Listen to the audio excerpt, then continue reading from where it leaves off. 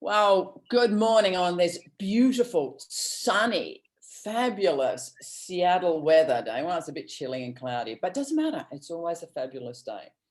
And I am going to introduce you to a phenomenal man, Mr. Shane Lamb, who's going to be giving us a great introduction on persistence.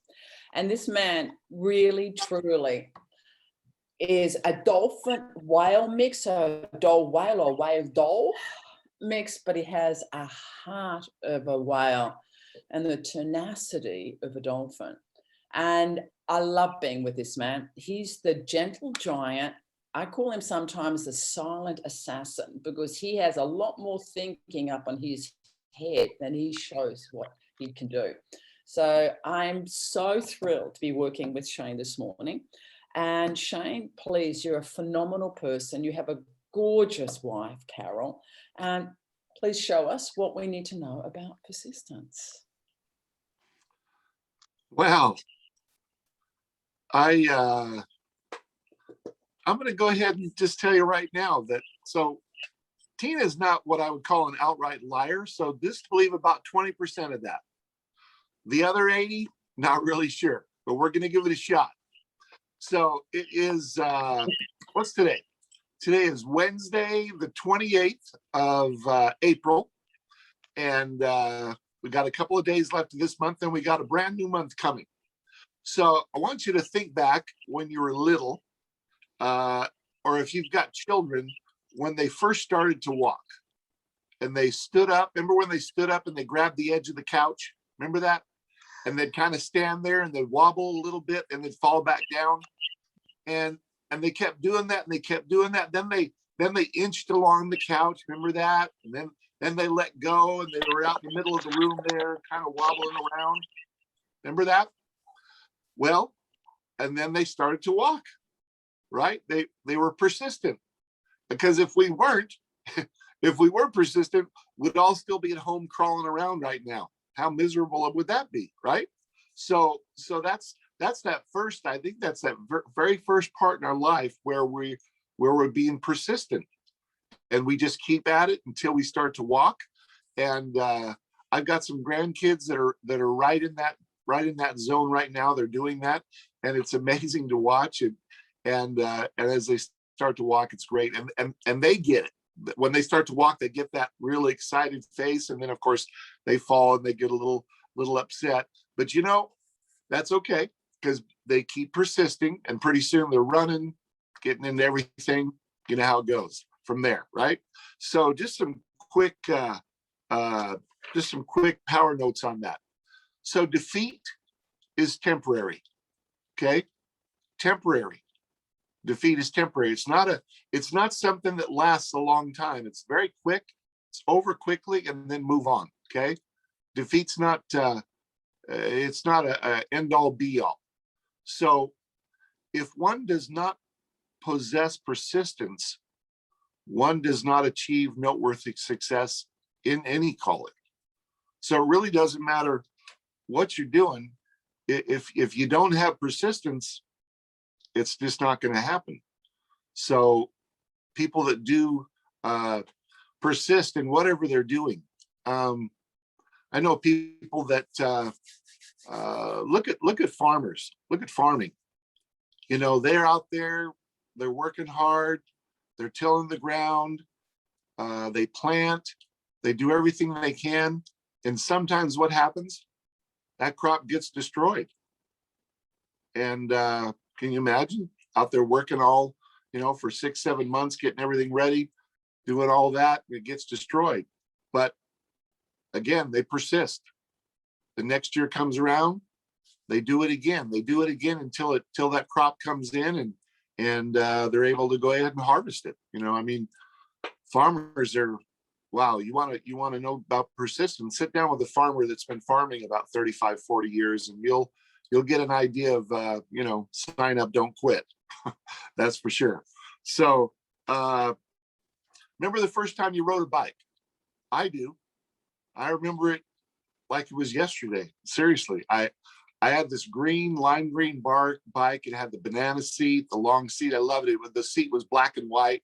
I thought I was the coolest kid. I think I was about maybe 6, and I'm on the bike, and I'm in front of my house here in Henderson where I live, and I'm coming down about maybe 30 yards from my house, and I'm doing good. Everything's going good, and I was trying to pedal and steer at the same time, and I was looking down. I looked back up, bam, hit the back of my station wagon.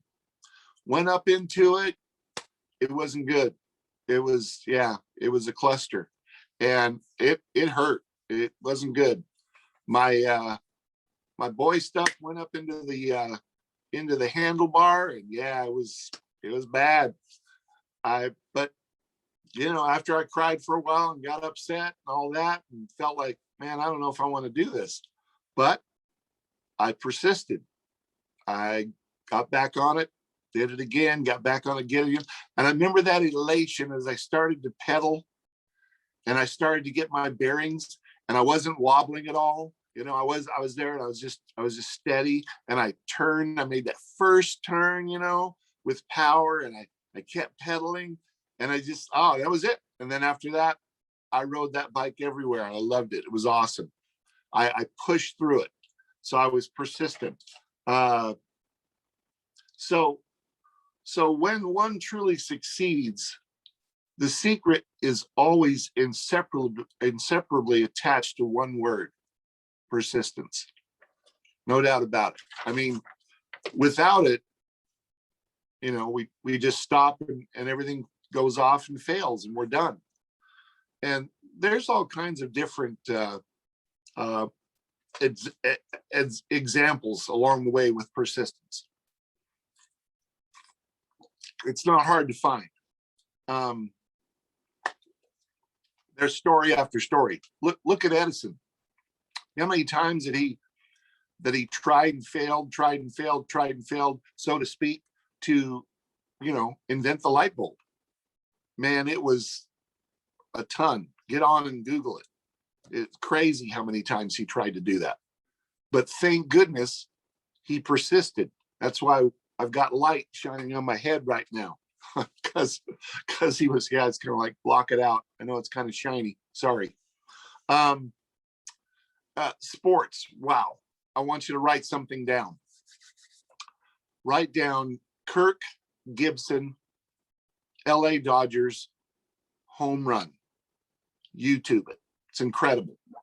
So that year, Kirk Gibson, he'd hurt himself quite badly. His leg was messed up. I mean, he was literally dragging his leg around.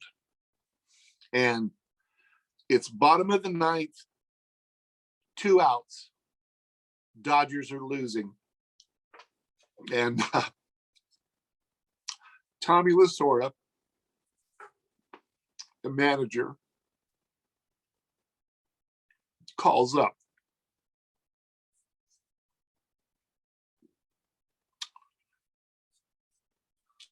Gibson. I mean, he's got a whole dugout full of professional baseball players.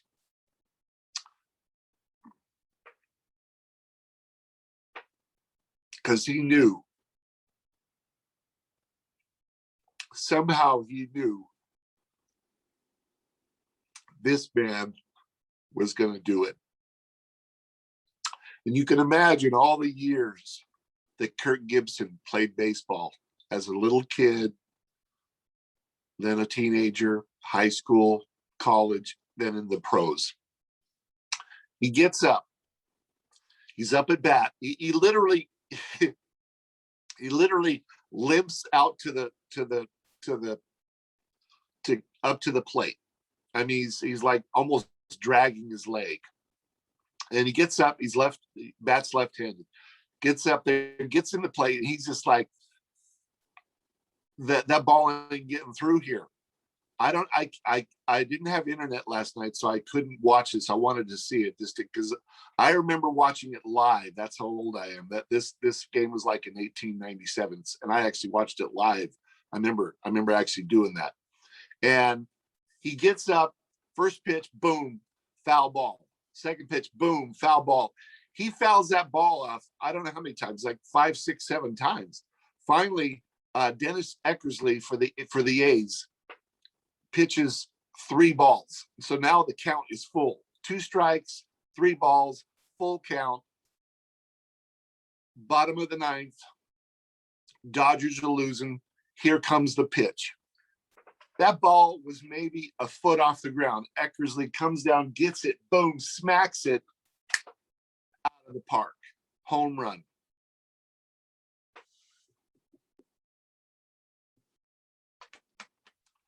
Tell you, man, it is something to see. And that is some persistence. Yep. You know, he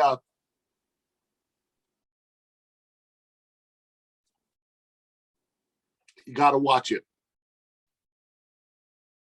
Gotta watch it. Kirk Gibson, LA Dodgers, home run. YouTube it, please. That's your assignment today. Yep.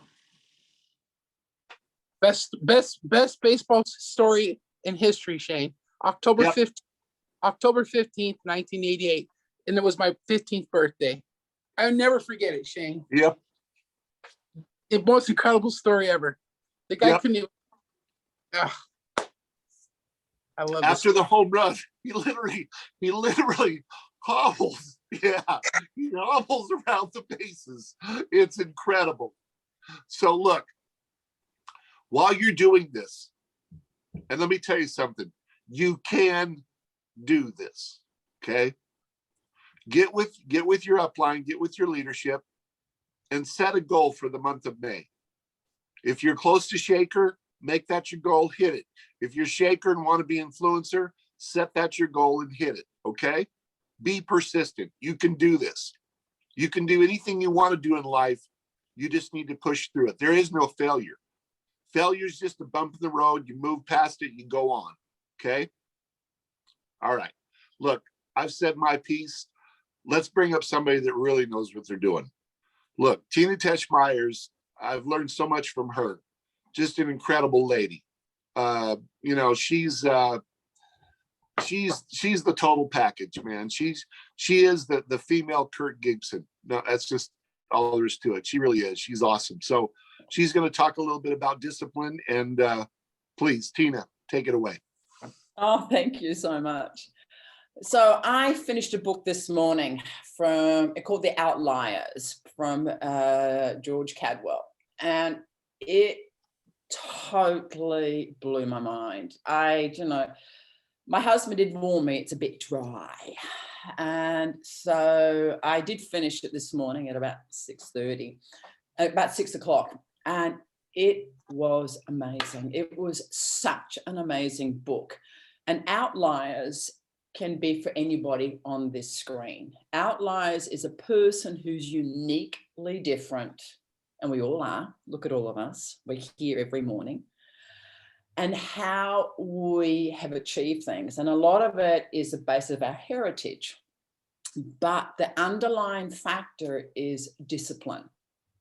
Your discipline to achieve, whether it comes in with persistence or whether it comes in with your imagination. And, we're all here we're here to make, everyone makes a living, but we're here to design a life. And that's one of Jim Rohn's famous, quotes is, make a living or design a life. So in designing your life, you are going to have a lot of discipline. You discipline your disappointments. And it was really inspiring when you heard of how people go through some of the incredible hardships of getting somewhere. And it's that constant persistence with the discipline of moving forward. And starting with Jim Rohn of his writings, it's all about also tapping into your imagination, tapping into an area that is there available, that you can also get in your meditation, you can also get outside. Anything that stirs inside an awakening in you is something that can come forward and really build into your life. And it was really fascinating to hear that a lot of who we are is our ancestral, which is our DNA, how our ancestors were and how they forged and made their living of their DNA replicating into who we are as a person. And I come from, as everyone knows, I was born in Australia, but my parents were German, both of them. And I grew up in Australia where every kid spoke 2 languages. It was normal. We were all first immigrants, firstborn immigrants. And my street, there was Greek, there was Italian, there was French, there was Danish, there was German, Dutch, Gaelic. We all spoke our parents' tongue at home, and at school we were all English. And that wasn't unusual. It was really. And then for my mum was always, if you want to achieve anything, you have to have the discipline. And my mum was really disciplined, but she was disciplined in a way that was loving and fair. And she made me go, whatever choice you make is your outcome, and it's only your outcome. And so she would always say, Tina, listen to what you need in your life. Listen to what you can do in your life. I mean, she did regret it many times, saying, oh my God, I've made my daughter too natural and too honest. And they were some of the things that she regretted, but she goes, but this is who you are. And she goes, I have to be proud of that. And it really is that discipline. For me, I get up at 3:45 every morning.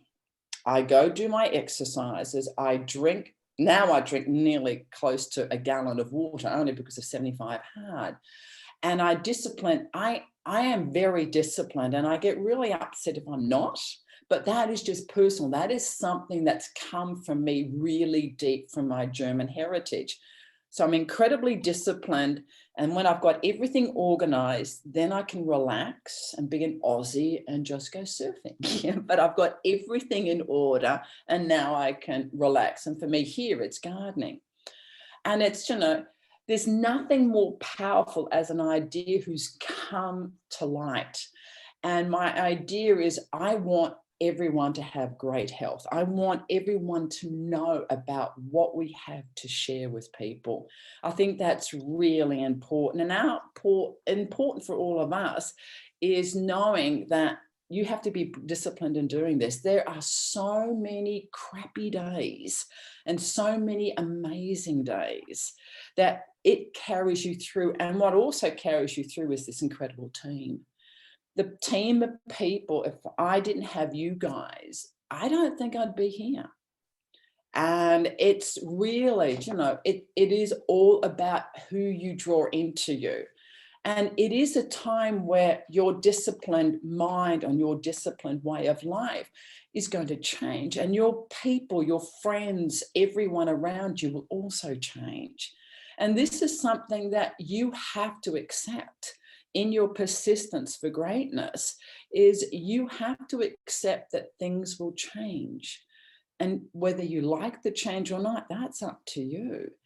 But with that disciplined mind and that being coachable and being tenacious and determined, which is all of those 3 qualities that we have to find in people. We have to find people who are determined. They have that persistence.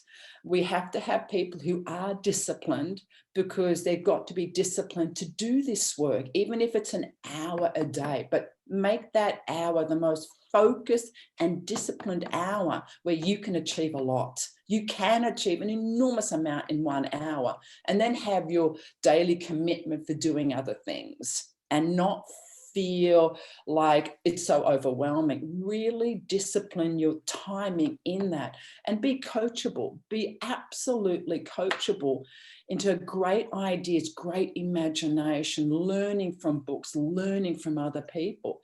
When you have all these 3 blends together, there is nothing that you cannot achieve.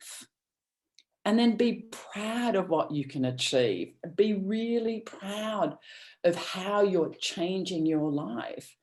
And it does take persistence, discipline, and an incredible environment that can help you go into that way. That's what I find so incredible when I finished the Outliers this morning. It really made me see that it's not about intelligence. It's not about your wealth. It is about the family, how the family supports you, how the family makes you look at things. And it's about the discipline of putting that into action and the persistence to keep it going. And that is an incredible formula for success.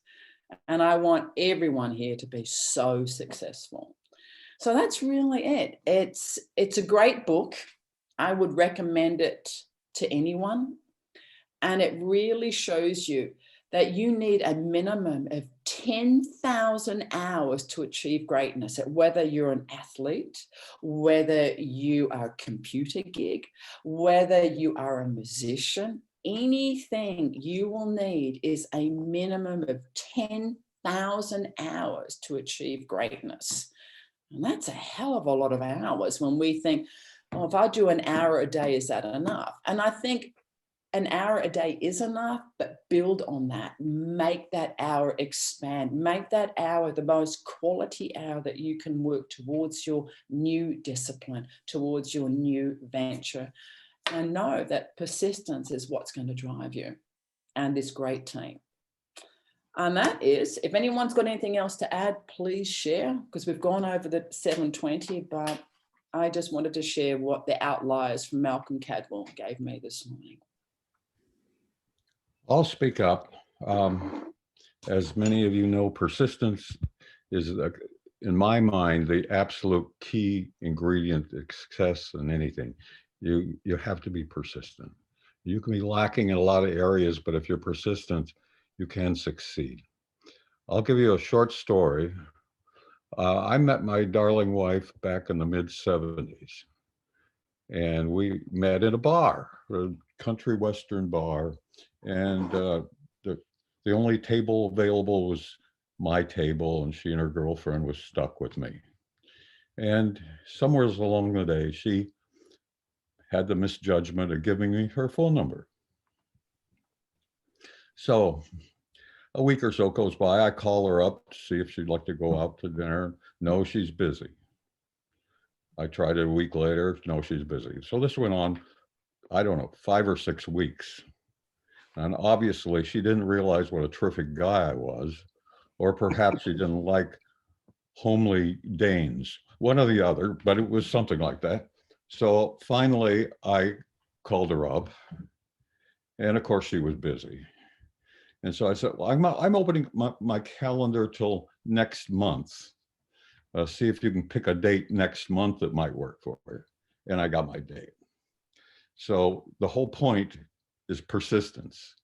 If I hadn't have been persistent, there'd be no Dana in my life. And I was persistent, and I'm so happy I was. Thank you.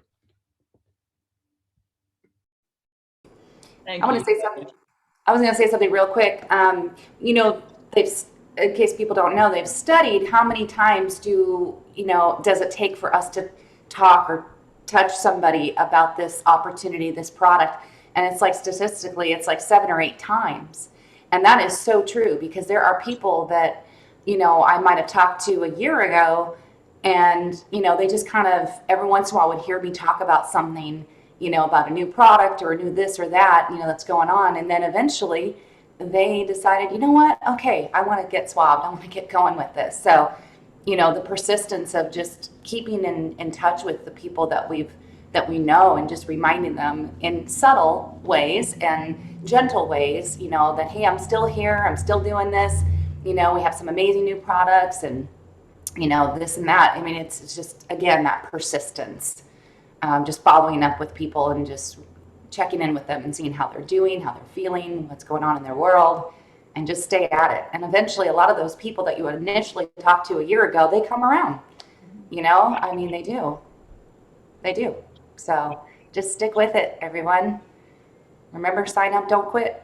Yeah. And there's another thing that I really love is, Everything is possible. How far do you want to go?